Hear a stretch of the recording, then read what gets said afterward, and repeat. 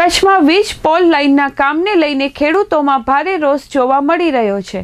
વાંઢિયા સહિત કચ્છના ખેડૂતોને ન્યાય અપાવવા ગુજરાત કિસાન સંઘર્ષ સમિતિના આગેવાનોએ આજે જિલ્લા સમાહર્તા આનંદ પટેલની કચેરીએ ધામા નાખ્યા હતા। ખેડૂત આગેવાનોનો ગંભીર આક્ષેપ છે કે કચ્છ પોલીસ અને વહીવટી તંત્ર અદાણી તથા અન્ય ખાનગી કંપનીઓ માટે દલાલી કરે છે અને ખેડૂતોને ન્યાય ન મળે તેવો માહોલ ઊભો કરે છે। સમિતિના આગેવાનો જયેશ પટેલ, ડાયાભાઈ ગજેરા, પાલ આંબલિયા, રમેશ ઓરાન સહિતનાઓએ કલેક્ટર સાથે મુલાકાત કરી હતી અને જણાવ્યું હતું કે વીજ કંપનીઓ દ્વારા ખેડૂતોના ઊભા પાકમાં જેસીબી મશીન ચલાવી પોલ ઊભા કરવામાં આવે છે, જ્યારે સમગ્ર તંત્ર મુખ પ્રેક્ષક બની રહ્યું છે। કલેક્ટર શ્રી સમક્ષ કાયદા સંબંધિત અનેક સવાલો પણ ઉઠાવવામાં આવ્યા હતા। આગેવાનોનો સવાલ હતો કે 1885નો ટેલિગ્રાફ એક્ટ હાલ અમલમાં નથી તો તેની નોટિસ કેમ અપાય છે?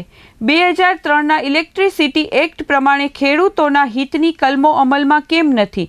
જમીનની કિંમત નક્કી કરતી વખતે ખેડૂત પક્ષે વેલ્યુઅર રાખવાની એસઓપીનો અમલ કેમ થતો નથી? અને 2013ના જમીન સંપાદન કાયદા મુજબ 4 ગણું વળતર આપવાની જોગવાઈ છતાં તે ખેડૂતોને કેમ નથી મળતું? આ ઉપરાંત આગેવાનોનો આરોપ હતો કે કલેક્ટરના હુકમ મુજબ 67 મીટર કોરિડોરનું કામ થવું જોઈએ, તેમ છતાં કંપનીઓ ખેતરના વધુ વિસ્તારમાં નુકસાન કરે છે।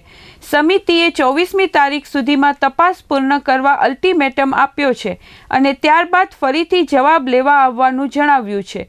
યોગ્ય ન્યાય ન મળે તો આંદોલન વધુ ઉગ્ર બનાવવાની પણ ચીમકી ઉચ્ચારવામાં આવી છે।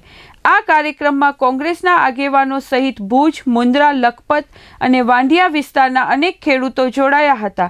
કોંગ્રેસ જિલ્લા પ્રમુખ વી.કે. હુંબલે પણ સ્પષ્ટ કર્યું કે ખેડૂતોને ન્યાય ન મળે તો કોંગ્રેસ કિસાન સંઘર્ષ સમિતિ સાથે રહી મજબૂત આંદોલન કરશે। પાલભાઈ આંબલિયા, આજે અમે લેખિતમાં ગુજરાત કિસાન સંઘર્ષ સમિતિના માધ્યમથી કોઈ આવેદન આપ્યું નથી।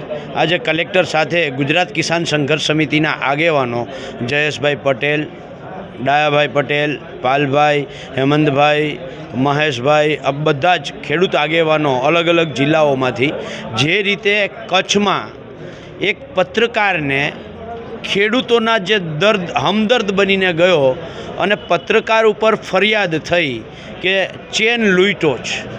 હવે જો પત્રકાર ઉપર આ પરિસ્થિતિ થતી હોય તો સામાન્ય ખેડૂતોની શું હાલત થાય? આ જે દુઃખ ને દર્દ જે ખેડૂતોનું હતું એટલા માટે કલેક્ટર આરે ચર્ચા કરવા આવ્યા કે તમે નિયમોને આગળ કરી અને ત્યાં એમ કહો છો કે ફલાણા નિયમ મુજબ પોલીસ પ્રોટેક્શન આપ્યું છે, તમે પોલીસ પ્રોટેક્શન કેટલાનું આપ્યું ને ત્યાં સામે પોલીસ કેટલી છે? તો એ પોલીસનું કામ છે કે ભુજની અંદર કોઈ લૂંટ, દારૂ, હત્યા એના ગુનેગારો છે એને શોધવા માટે। અહીંયા બિચારો ખેડૂત છે, તમે 67 મીટરની પહોળાઈમાં બરાબર જે કંપનીને જગ્યા આપી છે, હવે એની જગ્યાએ ઓલો આખું ખેતર રોકીને બેઠો છે। ખેડૂતને પોલીસ એમ પૂછે છે કે તારું હાથ બાર ક્યાં? હવે ખરેખર ખેડૂતે પૂછવું જોઈએ કે મારા ખેતરમાં સાહેબ તમે શું કરવા આવ્યા છો? એની જગ્યાએ પોલીસ પૂછે છે કે તારું હાથ બાર ક્યાં? એટલે આજે દ્વારકાથી ને કોઈ સુરતથી ને કોઈ રાજકોટથી ને કોઈ જૂનાગઢથી ને લાંબા થઈને આજે એટલા માટે આવ્યા છે ને આજે કલેક્ટર આરે વિસ્તૃત ચર્ચા કરી કે નિયમો શું છે, નિયમો મુજબ શું હોવું જોઈએ અને વાસ્તવમાં ત્યાં શું છે। ખરેખર એઝ એ કલેક્ટર એમને આ બધી જ પરિસ્થિતિની ખબર હોવી જોઈએ, પણ આપણે ખબર છે કે એને ઉપર ગાંધીનગરથી દબાણ છે એટલે બિચારા આપણી સામે કંઈ કહી ના હગે એટલે એણે એવું કહ્યું કે હું તપાસ કરી લઈશ। તો કહ્યું કંઈ વાંધો નહીં, 5 દી તપાસ કરી લ્યો, 24 તારીખે પાછા આવશું। ત્યારે તો એમ નહીં કહી શકે ને કે હવે મેં તપાસ નથી કરી કે મારા આગળ કોઈ વિકલ્પ નથી, મારા આગળ જવાબ નથી, એટલે 24 તારીખે ફરીથી આવશું, ફરીથી કલેક્ટર સાહેબારે ચર્ચા કરશું। 90 દિવસથી ત્યાં ખેડૂતો હેરાન થાય છે તો વધારે 5 દિવસ સહન કરવાની વાત છે।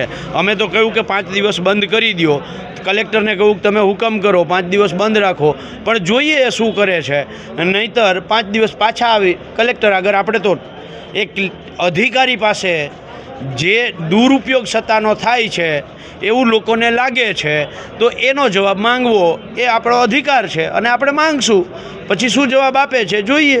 જયેશ પટેલ, પ્રમુખ ખેડૂત સમાજ ગુજરાત અને કન્વીનર ખેડૂત સંઘર્ષ સમિતિ ગુજરાત। આજે અમે જિલ્લા કલેક્ટર પાસે વાંઢિયા અને ખાસ કરીને કચ્છ જિલ્લામાં જે ટાવર લાઇન બાંધવા માટે અદાણી અને પાવર ગ્રીડ કોર્પોરેશનના અધિકારીઓ દ્વારા જે અત્યાચાર અને દમન ગુજારવામાં આવે છે એની સામે અમે કલેક્ટરને એની ફરજો અને કાયદા બાબતની ચર્ચા કરવા માટે અમે આજે અહીંયા ઉપસ્થિત હતા. ખૂબ વિસ્તૃત ચર્ચા થઈ કાયદાને લઈને.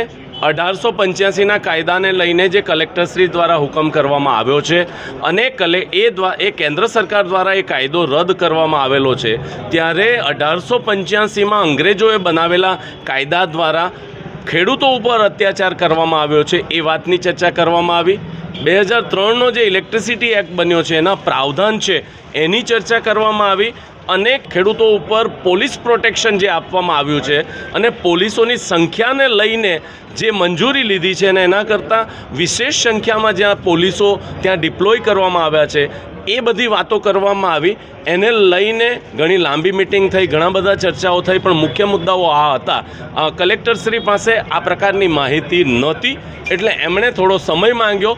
અમે ફરી 24 તારીખે આ બધા જે મુદ્દાઓ એમની સમક્ષ ઉપસ્થિત કર્યા છે એની ફરી ચર્ચા કરવા માટે અને જવાબ માંગવા માટે અમે કલેક્ટર ઓફિસમાં આવવાના છે અને ત્યારબાદ આ જે દમન ગુજારવામાં આવી રહ્યું છે એની સામે ખૂબ મોટું આંદોલન અમે કચ્છ જિલ્લામાં ઊભું કરવા જઈ રહ્યા છીએ. એ બાબતમાં કલેક્ટરે પોતાની અસમર્થતા જાહેર કરી છે.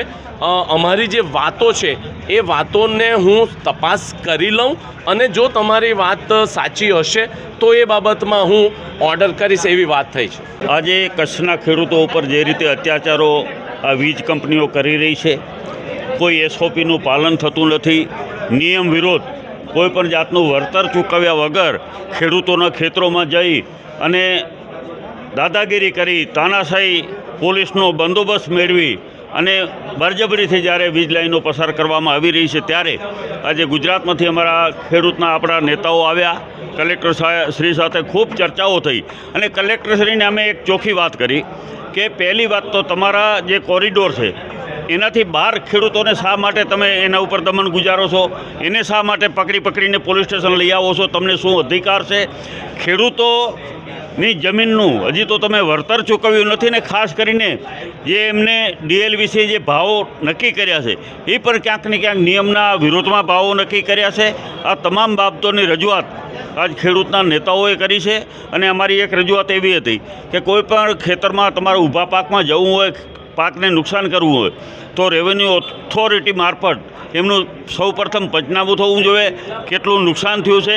એને બદલે કોઈપણ જાતનું આ પ્રોસિજર કર્યા વગર કંપનીઓ દાદાગીરી કરી, પોલીસનો સાથ લઈ અને ખેડૂતો ઉપર જે અત્યાચાર કરી રહ્યા છે એની આજે અમે રજૂઆત હતી. અને ખાસ કરીને અમે કીધેલું છે કે જે પણ અધિકારીઓ કંપનીના લોકો હોય, પોલીસ અધિકારીઓ હોય કે રેવન્યુ ઓથોરિટી હોય, જેમને પણ ખોટું કર્યું હોય, નિયમથી બહાર કામ કર્યું હોય, એના ઉપર ફોજદારી ફરિયાદ કરવામાં આવે એ પણ અમારી માંગણી હતી. અને અત્યારે અમારી માંગણી એવી હતી કે જ્યાં સુધી આ એસઓપીનું પાલન થયું છે કે નહીં, જો પાલન ન થયું હોય તો અત્યારે તમે કામ બંધ કરાવી નાખો, કારણ કે અત્યારે વીજ કંપનીઓ જાય છે એમના કોરિડોરથી બહાર આજુબાજુના ખેતરોને પણ નુકસાન કરી રહ્યા છે. અમારા એક લોડાઈના ભાઈ, અમારા વિપક્ષી નેતા અનિલભાઈ છે, એમના ખેતરને આ કોઈ કોરિડોરમાં આવતું જ નથી. એના ખેતરમાં જઈને પણ પાકને ખૂબ નુકસાન થયું છે. બીજા ખેડૂતોના પાકમાં લોડાઈ હોય, વાંઢિયા હોય કે ખૂબ અત્યારે નુકસાન કરી રહ્યા છે. ત્યારે અમારી માંગણી એક જ છે કે તમારે ખરેખર બજાર ભાવ પણ ધ્યાનમાં રાખવો જોઈએ, વાણિજ્ય હેતુની પણ ધ્યાનમાં રાખી અને ખેડૂતોને યોગ્ય વળતર મળે એના માટે કામ કરવું જોઈએ. પરંતુ ક્યાંક ને ક્યાંક ઉપર રાજકીય રીતે તંત્ર ઉપર દબાણ છે, પોલીસ વિભાગ ઉપર દબાણ છે. તમામ નિયમોને કાયદાને તાસ ઉપર મૂકી અને કંપનીઓ જે કામ કરી રહી છે એ કામ તાત્કાલિક બંધ થાય. અને અમે અત્યારે કલેક્ટર પાસે ઘણી બાબતોના જવાબો પણ માગ્યા છે અને 4-5 દિવસનો એમને ટાઈમ આપ્યું છે. 5 દિવસ પછી જો યોગ્ય જવાબો નહીં મળે અથવા તો નિયમ વિરુદ્ધ જો કામો થયા છે એના વિરુદ્ધ કાર્યવાહી કરવામાં નહીં આવે તો આગળ અમે રણનીતિ કરીને આગળના માટેના કાર્યક્રમો આપીશું.